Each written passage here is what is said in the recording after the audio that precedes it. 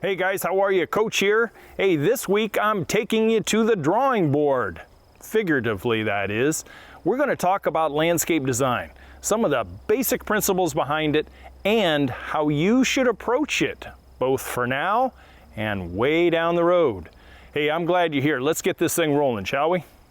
Hey, I'm Matt. You can call me Coach. Every Friday I bring with me landscape DIY education, concepts and theories, ideas and solutions, so you guys can go out and tackle a landscape project yourself, get professional results, save a whole lot of money in the process, and in this day and age, be a lot more self-reliant. Man, after a 20-plus year career in the green industry, I'm bringing with me a lot of knowledge and experience that I want to share with you guys, the new, modern, educated, self-reliant homeowner of today. Time that I've been around, I have seen both from adolescent years and all the way up through my vocational years, I have seen a great, huge swing in what landscape styles and theories and outcomes are over the last, 5 decades. From the usual narrow little foundation beds and a vast amount of lawn, and we've come almost 180 degrees where people are not doing lawn, especially out west, and some of the drier parts of our country, continent, and world. Now it's lawnless landscapes. So I've seen quite a variance over the past several decades. I've seen them from the really super simplistic styles all the way up to the uber technology savvy mega yards that people just spare no expense on, where you have controls and electronics that are doing almost everything, but they do have electronics that'll even mow your lawn nowadays, but that's a whole nother video. Anyway, glad you guys are here. I want to talk to you about past, present, and future when it comes to landscape design. For most of us from the professional landscape design world, we all kind of originated from a varying background. Some of us just kind of stumble into it. We stumble into it and not sure exactly what we're doing, and we kind of pick up some things here and there. And now in the technology age, you can YouTube things. You can watch guys like me and other professionals out there, and you can learn quite a bit. But back in the late 70s and 80s, that was not the case. You basically had baptism by fire. And most landscape designers started doing stuff with their own property, which is where I started. I had about 2.5 years of formal education in college towards landscape design and ornamental horticulture. Then I had another 2 years, almost 3 years, of vocational training as well, where I worked at the nursery Navalays out there in the San Francisco Bay Area back then. Gave me a really good rounding for being such a young guy, as far as how to grasp, how to understand completion concept, how to understand scale, shade versus sun, winter versus summer, and all the things that come together when a landscape designer talks to you and then eventually sits down at their drawing board and creates a landscape custom made for you. I really believe that professional landscape design and those who are the astute DIYers kind of learn from a mixed bag of education. Maybe a little bit of formal, a little bit of watching, a little bit of doing, and eventually they get their head around it to where they kind of know what's going to look good, at least for their own landscape. It's a whole nother story to step out off of your own yard and start designing other people's yards and then signing your name on it. That stuff's got to look good, just like what yours is going to be when you follow along with this video. And also, take a look at my website if you would. Help support Coach just a little bit.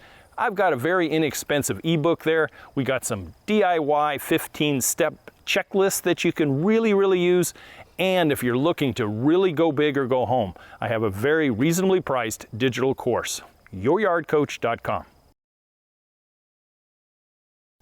Designers have been around for, several hundred years. If you look at some of the big castles in Europe and some of the big estates in France and Germany, a lot of those were carved out of the natural forest, but then had an ornamental spin put to them by people who were really good at what they did way back when. And a lot of that stuff wasn't hybrids and wasn't hybridized. That was stuff that was brought in from out of county, out of country, from various parts of the world and blended into huge estates way back then. When America finally came to be and we started to modernize professional landscape design, people like Frederick Olmsted, the guy who signed his name to New York Central Park, that he drew up by hand and carved it out of the natural surroundings. And look at New York Central Park. He also is credited for Biltmore Estates down in Asheville, North Carolina. 200 acres worth of landscape, both ornamental and natural. Guy was really way ahead of his time. But let's bring it back home just a little bit.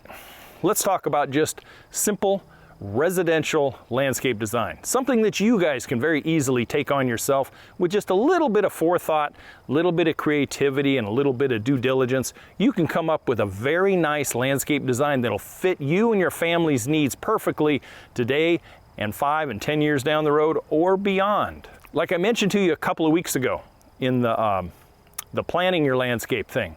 I'll put a card right here for you in case you forgot about it. You might want to check it out. One of the things that you really have to pay attention to when you get into the design phase of your project is you already have a budget in mind. It's going to be designed around that budget, plus or minus a little fudge factor, but you guys know what your budget can be.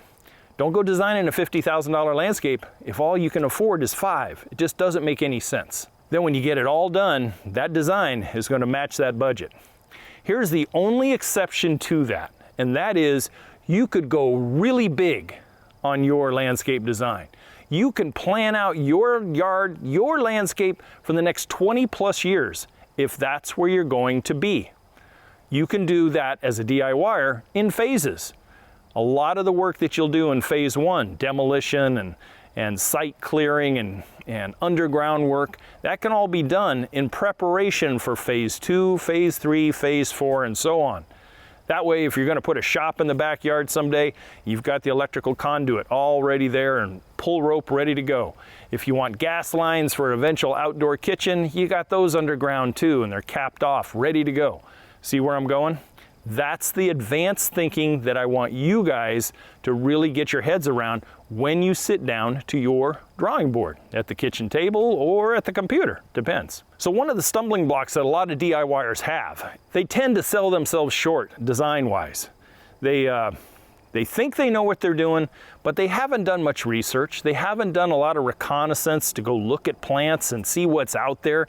They haven't gone to a nursery professional with a rudimentary sketch and a little bit of compass direction and really exploit the professional a little bit in a constructive way, and get some ideas and then finish it off with ideas from Google Images, Pinterest, your neighborhood out there, and you can boil it down to a very concise, cohesive, flowing design that everybody will be envious about. And you can sign your name to it because you guys did it yourself. So how much future do you need to plan around?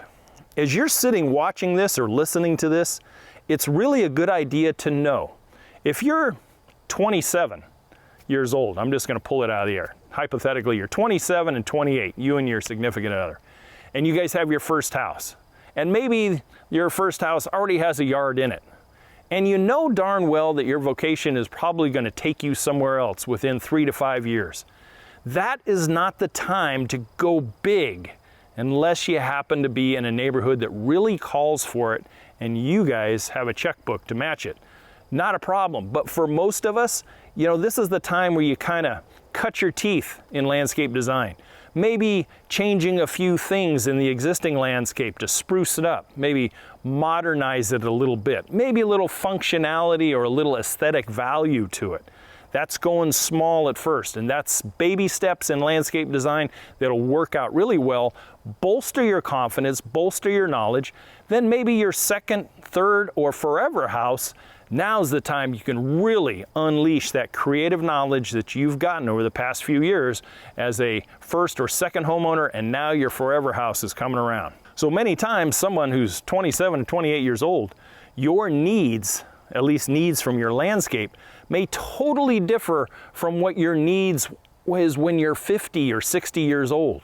You may have a lot of energy right now. Maybe you have a larger landscape, maybe acreage, and you've got all the time in the world, body-wise and time-wise. You can get out there and mow and just go crazy with big, huge beds and lots to take care of. Or you might be the opposite.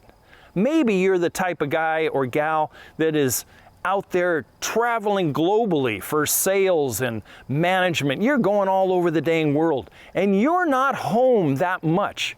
You have more hotel time than master bedroom time back home.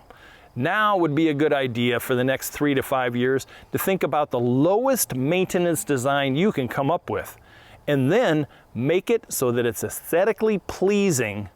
And when you have to put that for sale sign in the yard, it's going to appeal to 80+% of all your potential buyers.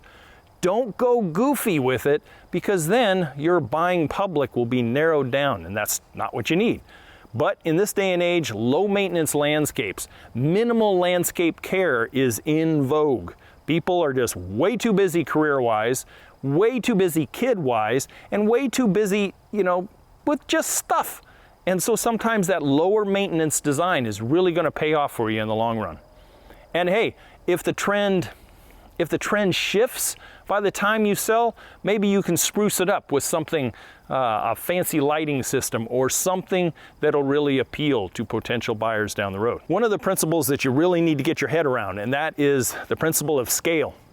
Scale is uber important when it comes to taking a backyard that's 50 feet deep and 75 feet wide and reducing it down to a 18 or 17 by 11 piece of paper. Scale from an engineer ruler is something that is very easily mastered as long as you can understand a 1/4 inch equals a foot. 1/4 inch, an 1/8 of an inch, 3/16 of an inch, 1/2 inch. I mean, my gosh, I can't imagine what Olmsted did with Central Park. The scale he must have done, it would have been, an inch equals 250 feet. So you can imagine the detail that he must have put into that thing. But for you, 1/4, 3/16, 1/8 of an inch, probably at max, will really help you get a long ways. That way you can take that 50 foot deep and reduce it right down to 1/4 inch and put it right on a piece of paper, and it'll fit. So scale is something that you really need to pay attention to. I go in great depth of that in the ebook, by the way. Do you need a computer program to do this? There are some simplistic ones out there. I was not big into the real simplistic ones. I thought you kind of got what you paid for. So my particular one of choice, and I'm not sponsored by them, was Pro Landscape. That was the one that I used. There's another one out there that was very fancy called Dynascape. And there's also some CAD programs that you can look into if you really want to get into that technology end of it. But the way I was taught and the way I was trained, my artistic creativity flowed through the pencil and getting into a frame of mind where I connected with the left side of the brain, and all of that ornamental horticulture knowledge was blended with design and vision. And hey, it's one of God's gifts, and I'm eternally grateful for it. But scale and creativity and doing some research is going to be key for you to end up with a project that is going to look good and last for a very long time. And with that scale, accuracy is the second most important, making sure that when you have 40 feet there is going to be about 10 inches in a 1/4 inch scale. Accuracy is important, because just maybe you might be taking this design that you're creating and you might farm it out for a few professional estimates, because you're going to have concrete work done, or you're going to have a shop built, or you're going to do something professionally, and someone's going to want to know, well, how big is this? Well, here's the scale. It's going to be 20 by 30 foot shop, or it's going to be a 20 by 40 foot patio. Whatever it might be, that design is going to be your master plan and your roadmap from start to breaking ground to finish. It is the guideline that you're going to follow. One of the principles of landscape design is you're designing a finished product, not a current product. So if you have an existing landscape, front or back, you're not going to draw in and sketch in those things that are coming out.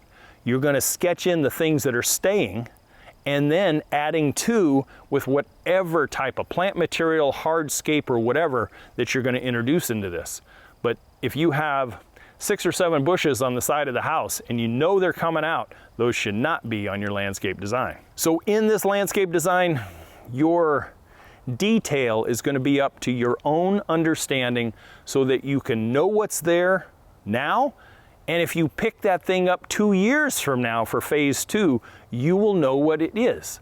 So you're going to have things like plants, bushes, trees, cement, walkways, lighting, irrigation, drainage, electrical, gas lines, whatever it might be, it's going to be on that design. And don't willy-nilly it.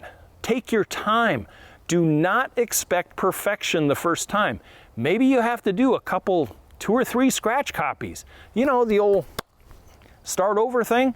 But here's what I do suggest to kind of cut some time down a little bit, is when you get out there and you accurately measure your yard and you transfer it onto your paper, before you go any further with any sort of designing, copy that plot plan right there.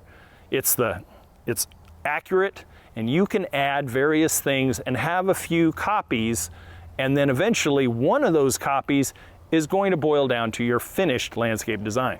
It's a way to cut time quite a bit. That way you're not having to remeasure over and over and over. I will assure you this, that by the time you do your due diligence, your research, your nursery visits, your bulk materials yard visits, and you boil all this thing down, you will be amazed at yourself at how much knowledge you've gained by the time that design is done. Not only that, but your confidence level is going to soar tremendously on day one, because day one, you know what has to be done. You know what's coming out. You know what's going to stay. You know what needs to be renovated or demolished. Your design is up here and here, right there on paper. And that solidification really helps a DIYer and contractors as well. We know what we're going to do, and we know that step process. Don't forget the 15-step DIY checklist.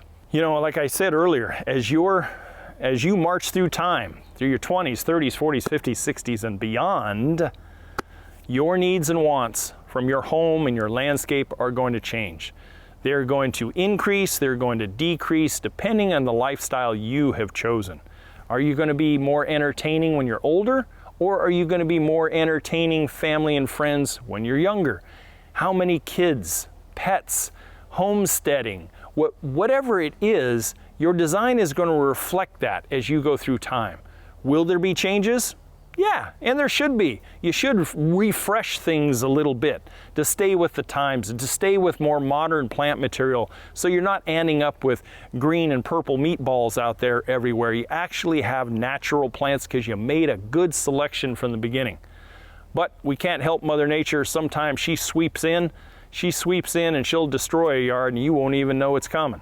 Maybe you'll have a 30 below zero night and even the boxwood are taking a hit.